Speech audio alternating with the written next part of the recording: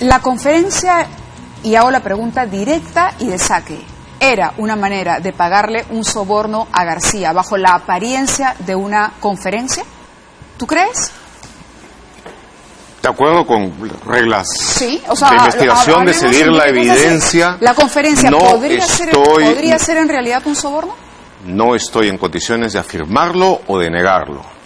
Lo que sí estoy en condiciones de afirmar clara e inequívocamente es que el pago para esa conferencia, la conferencia tenida en mayo del 2012 en Sao Paulo, sí, fue pagada por el sector de operaciones estructuradas por la Caja 2 y que la operación entera se organizó y se ejecutó a través de ellos. Desde el momento en que Marcos Grillo, el encargado de generación de recursos para alimentar la Caja 2, hace la propuesta a Spínola, que es un abogado externo, pero que trabajaba tan estrechamente con el sector de operaciones estructuradas que tenía acceso con seudónimo propio, codinome que le llaman, al sistema Drausis. Le propone hacer eso, servir de testaferro para hacer el pago desde el frente de su estudio, y le propone un honorario bruto de $15,000 por pagar esos 100,000. Es decir, utilizar el estudio suponía un pago. Yo no era no era un favor, era un servicio que se prestaba. Era un servicio que se prestaba, un servicio... ¿Para que aparezca el nombre de Spínola como el contratante?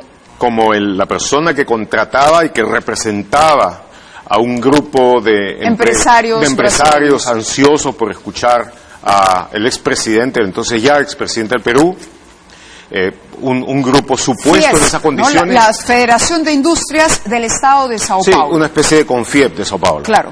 Pero el hecho concreto es de que, al margen que pueda haber habido ese grupo de entusiastas industriales, o no, porque García había dado ya varias conferencias en esa misma institución y no había cobrado, según parece, por ellas. Eso es lo que leía en uno de los correos que ustedes adjuntan al reportaje. Ustedes dicen, bueno, está textualmente reproducido. Así es. Y entre ellos, entre los involucrados, facsímil, sí. Exacto, la conversación dice eso, justamente. Él ya ha dictado, la propuesta me parece que es de Miglio. No. La propuesta ¿quién le dice? Es Grillo. Claro, pero quien le pide el favor a Spínola es Grillo. Sí, Grillo. El acuerdo es entre ambos, ¿no es cierto? El acuerdo es entre ambos. Cada uno usa su seudónimo, Bismarck y Joy. Pero, ¿cómo hemos sabido quién era Bismarck y quién era Joy? Porque, de otro lado, conseguimos también la confesión de Spínola 3 años después, 4 años después, cuando cayó todo lo de Odebrecht, y él entró dentro del grupo de delatores premiados de Odebrecht, Spínola. Y entonces él contó todo, cómo había trabajado para ellos, cómo los ayudaba en toda la generación delictiva de recursos para la Caja 2, y con quién trabajaba, y trabajaba con Grillo, y cómo se comunicaban a través, primero con el predecesor de Grillo por Hotmail, después entraban al sistema Drausis, y ahí él dice, mi seudónimo era Joy, y el de Grillo era Wismar. Ahorita no lo tengo, ahí lo tienes escrito. ¿Bismarck? ¿Ah? Bismarck. Sí, con W. Sí. Entonces, él mismo dice quién es quién, de tal manera que ahí se hace bastante más fácil seguir eso. Y entonces Grillo Bismarck es el que le dice a Spínola Joy, García ha llegado y no ha cobrado antes, pero ahora va a cobrar y no se le puede pagar, es decir, desde aquí, desde Odebrecht, entonces te queremos proponer, he pensado en ti para proponerte ese negocio. Estamos hablando de junio, la conferencia se dio el 25 de mayo, estamos hablando de junio, de comienzos de junio, y en un solo día básicamente hay un intercambio, vienen y van, mails, van y vienen, y finalmente llegan al acuerdo. Entonces él dice, tú lo haces y nosotros te pagamos 15,000 brutos, a eso le tienes que deducir los impuestos, claro, a ti, etcétera. Por encubrirnos a nosotros, que somos los dueños del dinero. Entonces, Spínola primero le dice, porque ya tenían ellos mucha experiencia haciendo ese tipo de cosas. ¿Y por qué si se le paga de un sitio como, digamos, en el Caribe, Saint Nevis, nos ahorramos como el 25%, algo por el estilo? Claro, dice, porque le dice, paguemos, se puede hacer un pago desde un punto intermedio, fuera, para no tener que pasar por el sistema brasileño. Ajá. Entonces el otro le contesta de inmediato, si se pudiera hacer, el DS, o sea, director superintendente de Perú, ya lo hubiera hecho. ¿Ok? De Odebrecht. Pero como no se puede, tenemos que arreglar todo para que parezca un pago hecho formalmente a través de un contrato que se hace aquí en Brasil. O sea, vamos a hacer toda la maroma, vamos a tratar de que se vea de que esto ha sido una cosa muy formal para que se pueda en el futuro decir, me contrató la agencia Spínola, en realidad es un estudio de abogados, y entonces él acepta y finalmente entran otros, uno de los cuales sin duda está en el Perú, sea que viaja al Perú, sea que está en el Perú, porque es la persona que le va haciendo llegar desde Perú los documentos que Spínola necesita. Spínola no se mueve. Y Spínola está en Brasil. Spínola está en Brasil, está ayudando a que haya todo eso, y entonces le llega un contrato firmado.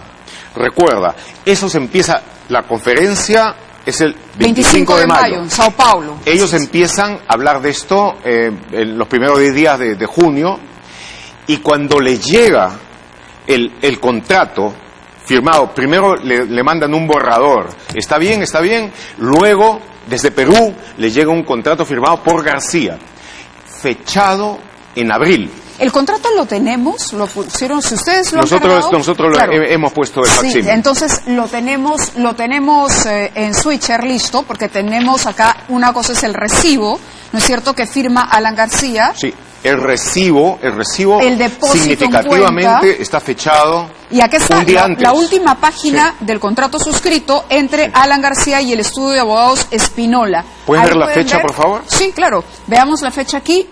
Sao Paulo, 5 de abril de 2012. Ahí está, en pantalla están viendo ustedes el 5 de abril Spínola no había escuchado, no soñaba siquiera con que se iba a producir eso. A Spínola le proponen hacer esto en junio. En junio. Entonces, ese documento se firma después y le pone una fecha anterior. Claro, porque tenía que guardar relación con la fecha de la conferencia. Le pone una fecha anterior como para que dé toda la apariencia de que se organizó con tiempo, se preparó, etcétera, y es sencillamente un maquillaje documentario para algo que ya se había llevado a cabo. Igual respecto al recibo. El recibo es el 24, si recuerdo bien, un día antes de que se realice la conferencia. La conferencia. ¿Tenemos el recibo, por favor? A ver. El recibo es el primer documento. El primer documento, Switcher, porfa, el primer documento, ese es el recibo. Y ahí ustedes pueden ver, claro, contrato de prestación de servicios, ¿no? Firmado el 5 de abril, hace mención justamente al documento que veíamos antes. Sao Paulo, Brasil, 24 de mayo, firma Alan Gabriel García Pérez. La conferencia fue el 25. Claro. Pero recién Spínola se enteró de que iba a haber ese negocio. En junio. Bien entrado junio. De tal manera que son documentos a los que se lo firmó con fecha atrasada para poder hacer el maquillaje documentario, y entonces existe un nivel altísimo de probabilidad de que García haya sabido de que se estaba haciendo eso, porque me imagino que no ignoraba la fecha en que estaba en el momento en que puso la firma. De tal manera de que eso queda claro, pero además... Eso queda claro a través de la información, producto de las... Digo, para que los televidentes tengan claro el esquema, porque van a decir... ¿Cuáles son los elementos que hemos tenido? Los elementos que construyen la historia detrás de este gran maquillaje. Los elementos que hemos tenido presentes. Sí. Ahora están juntos y no parece tan difícil, pero ha tomado mucho tiempo. En primer lugar, los documentos que ustedes ya han visto, los contratos y todo esto... que parecerían estar en regla y de acuerdo a la fecha. Parecerían estar en regla de acuerdo a la fecha. Pero entonces conseguimos el intercambio de correos electrónicos que se dio entre Grillo y Spínola a través del sistema Drausis. El sistema Drausis, que es encriptado, ya ha sido con la cooperación de la empresa Odebrecht, de la Fiscalía Suiza, de la Fiscalía Brasileña. En este momento todos los teras de información que tenía han sido sometidos a análisis, etcétera. Nosotros tuvimos hace ya algún tiempo esos documentos, estábamos buscando la corroboración documentaria para poderlo hacer. Cuando tuvimos esos documentos nos preguntábamos quién es Visa-Mark, quién es Joey, pero también tenemos las delaciones premiadas que hicieron los casi 80 altos ejecutivos de Odebrecht en diciembre del 2016, cuando Odebrecht decidió rendirse y empezar a cooperar en todo su ancho de banda con las autoridades de anticorrupción, en Brasil, en Estados Unidos y ahora en el Perú. Entonces, en ese proceso, nosotros tuvimos hace algún tiempo la suerte de poder conseguir, tanto para nosotros como para la red latinoamericana a la que pertenecemos, básicamente todas las confesiones grabadas en video. Y tenemos la confesión grabada en video de Spínola, quien contrató con García, y ahí Spínola, y hemos sacado también, ahí está una parte del video. Yo creo que podemos ponerlo, lo habíamos cargado ya al sistema del switcher, algunos son un poco largos, pero pongamos para que ustedes conozcan a las personas involucradas en esta historia y los puedan reconocer e incorporar, porque la Bajato nos va a sorprender cada día con más personajes, y son estos los que en realidad terminan corroborando lo dicho, o finalmente si hay dos versiones contrapuestas, como la de Marcelo Odebrecht en su momento y la de Alan García. Marcelo Odebrecht dijo en un primer interrogatorio en el 2017... Marcelo Odebrecht adelantó todo. Exacto, él dijo, era política de la empresa ayudar a los expresidentes. Así es. Y García contestó con un Y García Twitter. dijo que él no había recibido, que estaba mal la información, porque a él le había pagado este conjunto de empresas, esta suerte de Confiep brasileña. Sí, a través de ese supuesto agente que los representaba. Así es. Y que en realidad era un agente, sí, pero de la División de Operaciones Estructuradas de Odebrecht. Claro.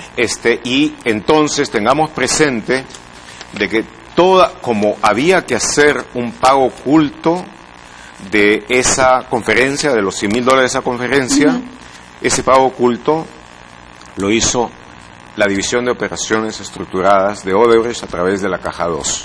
Eso fluye con absoluta claridad, porque se habla, se negocia, se avanza, se define a través del sistema Drausis entre varios ejecutivos que pertenecen al sector. Hay uno que interviene también y que es la persona que lleva los documentos al Perú para que sea García quien lo firme y que además trae después la información sobre la cuenta. En ese intercambio de correos electrónicos que hay, está también el número de cuenta, toda la información bancaria de García, y está también el informe bancario que es extendido para que entre en el registro, en los récords del sector de operaciones estructuradas, el momento en que se hace el envío. El envío del dinero, y el envío es en julio. Sale el 6 de julio, llega el 9 de julio. Y ahí está registrado completamente. Cuadran los montos, cuadra el destinatario, cuadra todo. Cuadra todo, y sobre todo las fechas. Lo que cuadra también es la secuencia interesante de fechas reales en la que pasó todo esto, que empieza en las fechas reales empieza en junio y termina en julio. Las fechas truchas, las fechas aparentes, las fechas en lo que se escribió, donde se atrasó todo esto, según esas, empieza en abril, continúa en mayo y termina en junio-julio. Pero en realidad fue una cosa relativamente rápida de la Caja 2, el sector de operaciones estructuradas. Aquí hay una cosa adicional que es importante decir. El sector de operaciones estructuradas está dividido básicamente en dos partes importantes: generación y gasto, o sea, gasto para pagarlo en coimas, sí, en apoyo, etcétera. Y la generación, que es de dónde sacar el dinero, generalmente por sobrecostos, operaciones ficticias en las obras fuera de Brasil. Quien dirigía eso era Marcos Grillo. Sí, lo tengo acá también. Era Marcos Grillo, y Marcos Grillo es el que organiza con Spínola directamente toda esa operación. Claro, Spínola sirve para los egresos y Marcos Grillo para La Generación. Él trabajaba, no, Spínola trabajaba dando el apoyo externo que necesitaban ellos para uso del estudio de abogados. Claro. Para uso del estudio de abogados aparentemente independiente, pero en el fondo estaba moviendo plata de Odebrecht. Trabajaba plenamente para ellos, hasta el punto de que él tiene que acogerse a la delación premiada. Ahora, lo que acabas de decir es sumamente importante, no solo para el caso García, sino para todos los casos. El testimonio de Grillo, que dice que de dónde se generaba este dinero que iba a la caja 2, es justamente el kit del asunto para determinar si hubo o no dinero ilícito que pueda llegar a tipificar la figura de lavado de activos. Entiendo que, evidentemente, el hecho de ingresar, la defensa de García dice, él lo dice, pero el dinero ingresó a través de un banco a Perú, a través de mi cuenta, fue depositado en una cuenta. Y el dinero pagó impuestos. Insiste mucho en eso, en esta declaración, porque él dice, eso quiere decir que no hay lavado. Pareciera, cuando uno lee todo el reportaje y uno empieza a analizar la información, y uno se acuerda de las conclusiones del informe de Tejada, de la comisión Pari, de lo que luego ha venido investigando la Bajato, de cómo funcionaba Odebrecht, pareciera que más bien esas dos acciones, el hecho de que el dinero haya ingresado a la banca legal y el hecho de que se haya tributado por ese ingreso, es más bien la forma de darle legalidad a este dinero que no es legal. Por supuesto. ¿Es así? Es inescapable esa conclusión. No es cierto. O sea, es decir, el dinero con el que se paga esto viene de la caja 2. La caja 2 es dinero clandestino. Ya, ese es el tema, porque César Nakazaki nos dice, pero hay que ver si la caja 2 era dinero ilegal o no, porque la fuente tendría que ser ilegal. Entonces, el dinero de la caja 2 era dinero clandestino, dinero que se sacaba, por ejemplo, de las operaciones que hacía Odebrecht y que hacían otros, a través de actividades ficticias, con contratos truchos, y que entonces salía a offshores que pertenecían a la compañía, que era parte del entramado de lavado de coimas, de coimas y de lavado de dinero. Viajara. Exactamente. Entonces, la primera parte era cómo convertir dinero limpio, aparentemente limpio, en dinero sucio, o más bien en dinero clandestino. Pongámoslo de otra forma, dinero legal que está dando vueltas mediante operaciones ficticias en dinero clandestino. Eso llegaba a la contabilidad de la caja 2, que llegó a manejar cientos de millones de dólares por año. No estamos hablando de cantidades menores, cientos de millones de dólares. Una vez que llegaba ahí, eventualmente pagaba coimas, lo que fuera, en algunos casos campañas, que todo eso servía para mejorar los intereses, la posición y la ganancia de las compañías. Y luego de eso terminaba finalmente mediante otro proceso de lavado de diferente característica, legalizado de nuevo. De nada le servía a los que habían sido coimeados tener un dinero finalmente ilegal. En este caso en concreto podemos ver con absoluta claridad la ruta. El dinero que vino a través de Marcos Grillo y de otros miembros de la sección o división de operaciones estructuradas de la caja 2, se pagó a un colaborador que tenían estrechísimo, que les servía para todo, que era Spínola. Spínola hicieron con ellos mismos también, hizo toda la construcción documentaria y legalizó el dinero que en efecto llegó aquí al Banco Continental, a la cuenta de García. Ahí están todos los detalles bancarios. En efecto, una vez que llegó, pagó impuestos y dio todos los visos de ser algo absolutamente legal. Entiendo que el expresidente García ha dicho, ¿aquí qué pasó? Es una de 30 conferencias. En efecto, nosotros estamos solamente hablando de esa una. $100,000, que es la que de todo ese ciclo de conferencias fue por la que más se pagó. Luego, dice, eso fue en esta federación de empresas, correcto. Di la conferencia, correcto. Todo eso es verdad. ¿Me la pagaron en la cuenta? Verdad. ¿Pagué impuesto por ella? Verdad. Verdad. Todo eso es verdad. Lo único que no es verdad es quién le pagó. Claro. Se lo pagó la caja 2. Ese es quien le pagó. y para que no transparentara hicieron toda una ficción que es la que ahora ha sido descubierta. Claro, esa es la historia del pago de la famosa conferencia de García. Ahora, dentro de la información que ustedes publican, dicen García reporta que entre agosto 2011 y diciembre de 2012 dicta 18 conferencias, por las que había recibido en conjunto $830,000. Sí, no está nada mal. No está nada mal, No. Estamos hablando de una. No hay este tipo de información sobre las otras. No, hay algunas que cuando uno las mira resultan muy interesantes, ¿no es cierto? La vocación de la gente de Machala en Ecuador por estar al día en las últimas tendencias de comercio internacional, sobre las inversiones en China de repente, los ganaderos Pereira, en fin. Resulta interesante. ¿Tienen ustedes la información de todas las conferencias? No digo que se no puede dictaron? existir, no puedo decir de que no puede haber verdaderamente ciudadanos de Machala o de Pereira muy cosmopolitas, muy interesados en el último y que piensen que había surgido un nuevo faro de la economía internacional. Y que eso valía la pena de que se pagaran $80,000, $60,000, $50,000 Porque vamos, por la el tiempo conferencia. no es mucho. No o sea, me... estamos Sí. agosto 2011 a Sí. diciembre del 2012, un año y unos meses, año y medio. 800,000 no está nada mal, realmente no está nada mal como 18 ingreso. conferencias. En 18 conferencias sin considerar los ingresos por el libro que hizo, por ejemplo, contra el temor económico, que vendió, creo que por lo menos a jugar por los ingresos, más de lo que vendió Renato Cisneros, por su libro eventualmente. Pero en fin, todo eso está dentro de lo posible y yo no saco ninguna conclusión de aquello que no está investigado a fondo. Hay cosas llamativas dentro de todo ese proceso que me gustaría ver más. Por lo pronto nos concentramos en esto, hemos llegado ya a una conclusión, hemos sacado el reportaje. Entiendo también que el expresidente García ha dicho que es un refrito.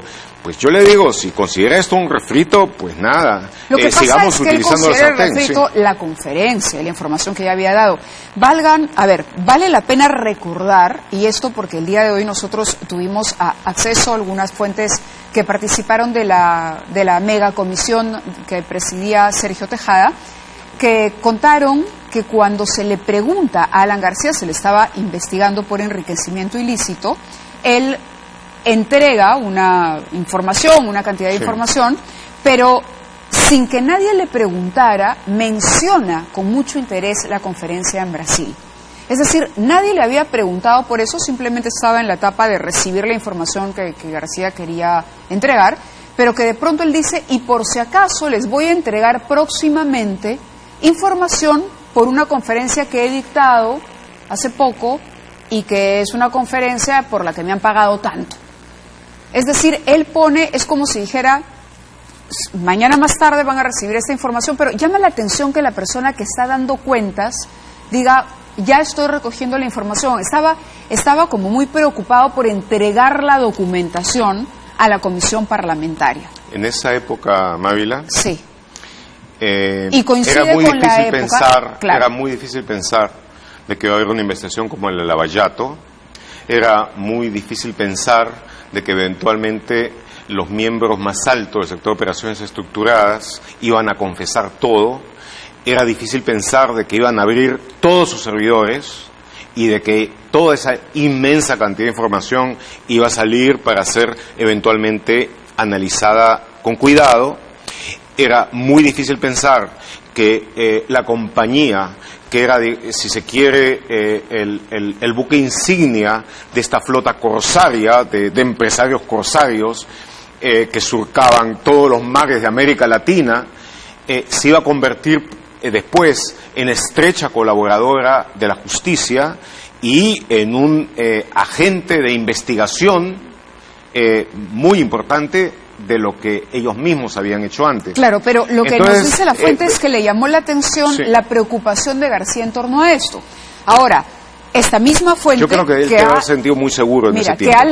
Que ha leído el reportaje, nos decía, coinciden mucho las fechas, o sea, la cronología que ustedes plantean a partir de los correos, con las fechas en las que él también encaraba esta necesidad de información de la comisión parlamentaria. Entonces, porque de los correos también se deduce que, oye, hay que hacer esto y hay que aprobarlo y hay que... No, había una suerte de apúrense para de una vez solucionar este problema. Eso está como en un segundo nivel de lectura, pero de alguna manera guarda relación con lo que esta fuente de la megacomisión de Sergio Tejada nos dice. Ahora, García se defiende también señalando que en su momento él entregó toda la documentación al fiscal José Peláez Bardales y que esto fue archivado. Sí, eso porque en ese momento Peláez Bardales no tenía la información a la que hoy hay acceso. No tenía la información y además creo que no tenía en absoluto el interés. En absoluto el interés de investigar más a fondo. José Antonio Peláez Bardales, hay cosas que decir a su favor y en su gestión y todo, pero su simpatía, su tendencia política están muy claras y muy evidentes. ¿Cómo relacionamos este hecho con el financiamiento de la campaña aprista, que también es materia de investigación, los aportes de Odebrecht a través de Alba Castro, con la manera en que Alan García emitió una cantidad exagerada, vulgar quizá, incluso de decretos de urgencia, con esto que además Odebrecht reconoce Marcelo, porque hoy cobra mucho más sentido esta ayuda que declara Marcelo? ¿Por qué una empresa ayudaría a un expresidente? La pregunta, por eso, Marcelo Odebrecht dice, era política de la empresa ayudar a los expresidentes. Sí. Tú ayudas al expresidente que te ha ayudado. Y que te puede ayudar en el futuro.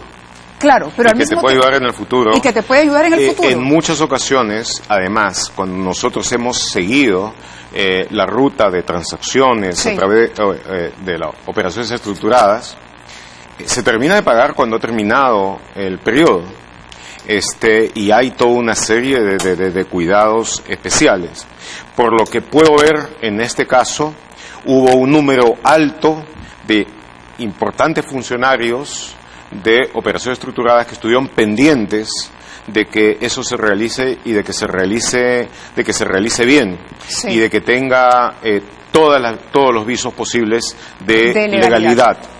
Entonces, mira, dada la importancia de lo que está en juego, nosotros sabemos que hubo mucha corrupción. Sí. Nosotros sabemos de que se robó muchísimo. Nosotros tenemos eso bastante claro y todavía queda mucho por investigar. Ni siquiera hemos empezado a tocar a las otras empresas brasileñas. Ni siquiera se ha empezado a investigar a fondo a las empresas peruanas que han estado consorciados con ellos. Y hay una de ellas, por ejemplo, Graña y Montero, que se ha metido en toda una serie de cuestiones de compliance, de cumplimiento y todo esto, pero es un compliance, un cumplimiento sin confesión previa. Y lo único que vale en estos casos, en toda la evolución de la lucha contra la corrupción corporativa, es lo siguiente: que haya derecho premial, que se recompense a las empresas que proporcionan información y que a la vez se reforman completamente con estos sistemas de cumplimiento o compliance, pero que antes haya confesión plena. Si no, ¿de qué sirve de que hagan después una deriva hacia toda una serie de sistemas de integridad si previamente no ha habido una investigación a fondo de las deshonestidades que se cometieron? Entonces, pero para regresar a tu pregunta, claro, porque hay más allá de la conferencia, a ver, la conferencia es un hecho concreto y el tema es el pago. Yo creo que está bastante probado, ¿verdad? Sí, eso está probado. Sí. Pero a lo que voy es al significado que tiene esto, una vez revelada la mentira de García de decir que no era Odebrecht cuando es Odebrecht, y además no es la contabilidad formal de Odebrecht, sino más bien es su otra contabilidad, la paralela, la que se usaba para lo que ya sabemos.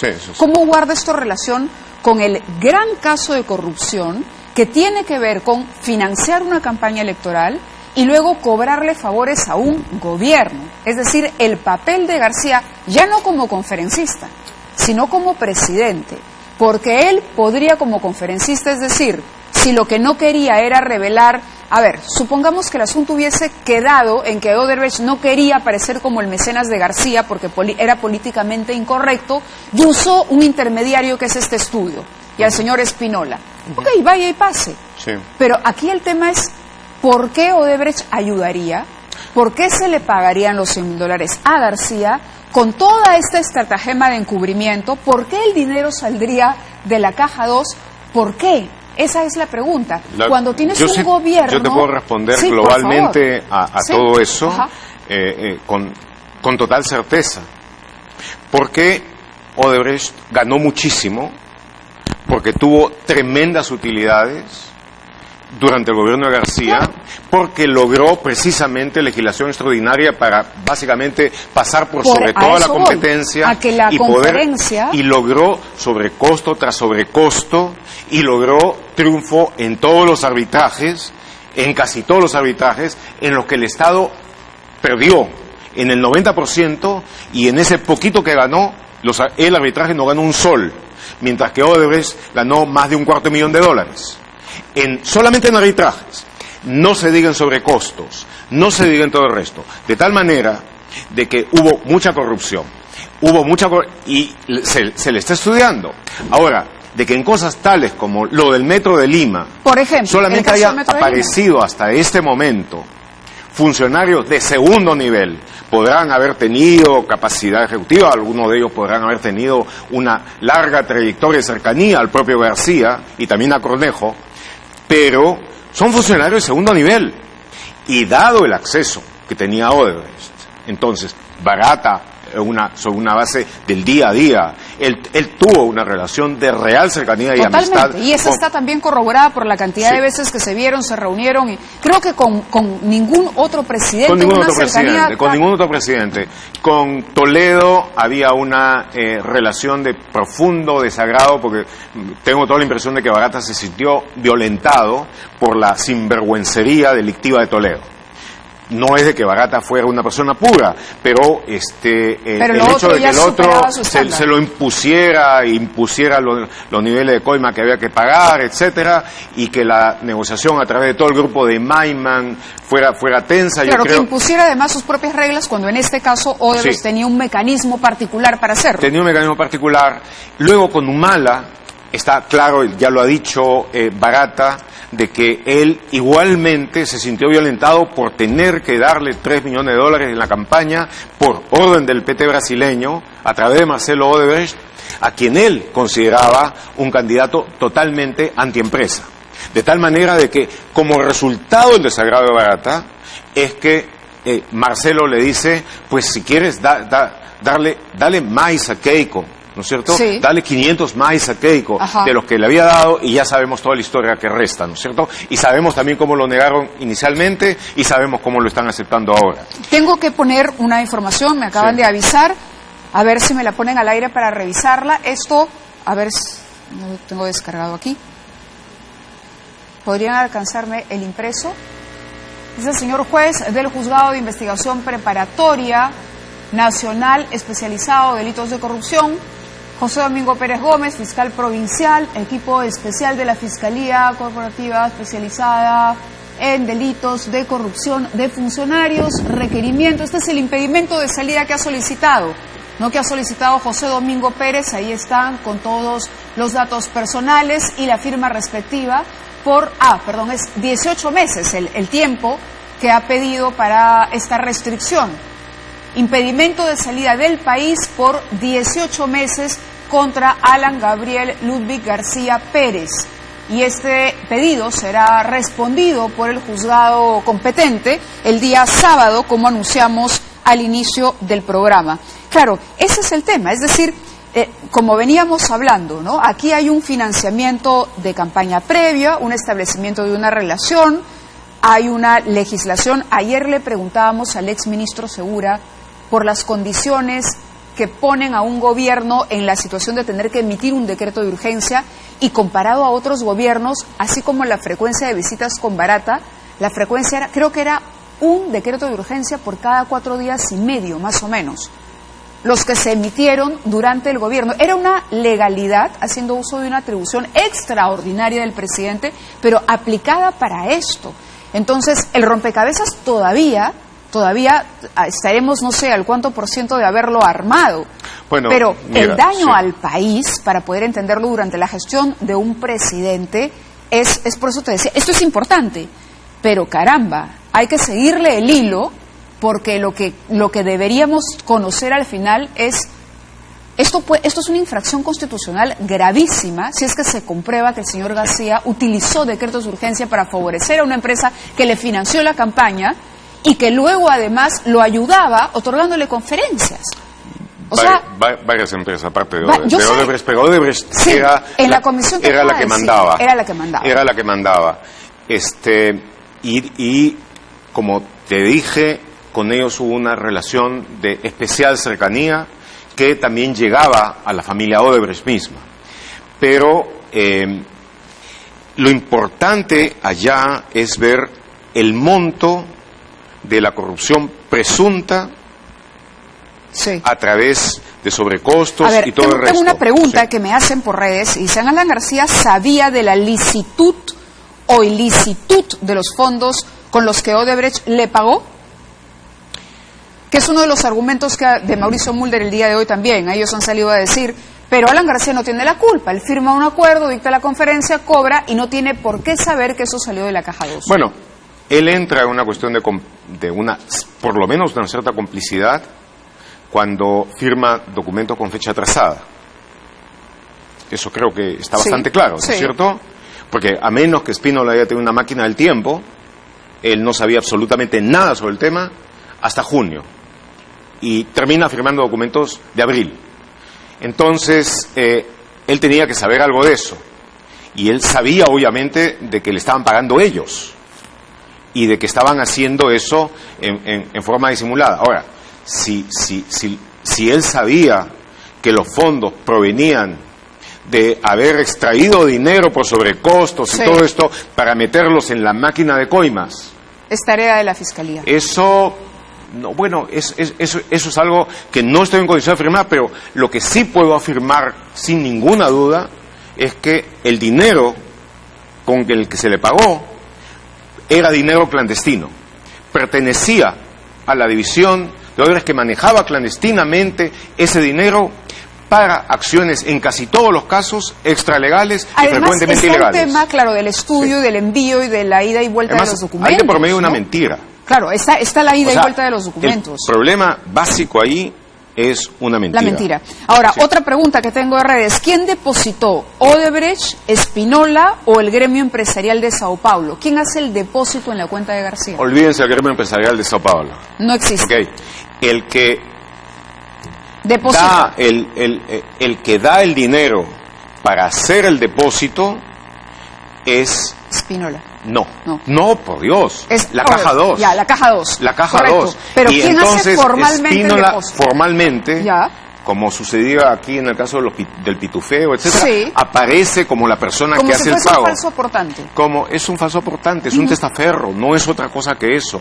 Ha prestado su nombre. O sea, Spínola le deposita a García. Pues no estoy seguro, porque de acuerdo con los con los correos electrónicos también le entregan a Spínola la constancia de haber hecho el depósito. Claro, porque me dicen que cambiarían los escenarios legales dependiendo de la persona jurídica que paga. La persona jurídica que aparece como la que paga es Spínola.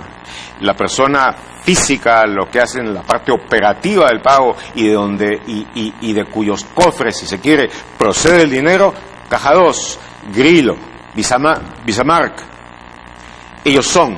Spínola es el testaferro, el que figura, el que aparece.